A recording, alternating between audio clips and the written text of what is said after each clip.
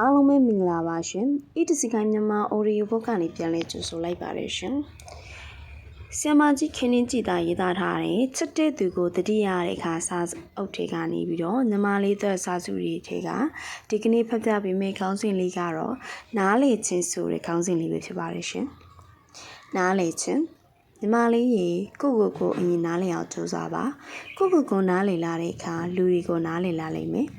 နားလည်မှုဆိုတာစိတ်ချမ်းသာခြင်းရဲ့တခုတည်းသောအကြောင်းရင်းပဲကုသိုလ်တရားအလုံးရဲ့ပေါက်ဖွားရှင်တဲ့ရာ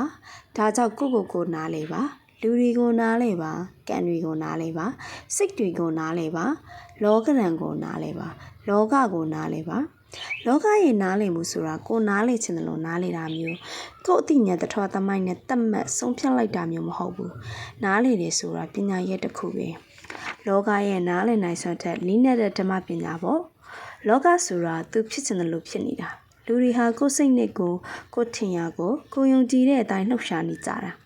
ကံအကျိုးပေးဆိုတာရှောင်လင်းလို့မရစကောင်ပုရုစွန်စိတ်ဆိုတာကိလေသာအလိုကျဖြစ်နေရတာဒီလိုနားလည်လိုက်တာဟာဓမ္မပညာပဲအဲ့ဒီဓမ္မပညာနဲ့စိတ်မှာဖြစ်လာတဲ့ကိလေသာရဲ့တဘာဝကိုနားလည်တဲ့အခါဘဝမှာကြုံရတဲ့ကံရဲ့အကျိုးပေးတွေကိုနားလည်တဲ့အခါလောကဓာတ်တဘောကိုနားလည်တဲ့အခါဘာအကြောင်းနဲ့မှစိတ်ဟာမပူလောင်တော့ဘူးတည်ငြိမ်အေးချမ်းနေပါလိမ့်မယ်ညီမလေးရင်နားလည်မှုစွမ်းအားတွေတိုးပွားနိုင်အောင်စူးစမ်းလေ့ကျင့်နိုင်ပါစေလို့အမကတော့ဆန္ဒပြုလိုက်ပါတယ်ရှင်ဒီကနေ့တော့ကတော့ဒီလောက်ပဲဖြစ်ပါတယ်ရှင်အားလုံးပဲမင်္ဂလာရှိသောနေ့ရက်လေးကိုပိုင်ဆိုင်နိုင်ကြပါစေရှင်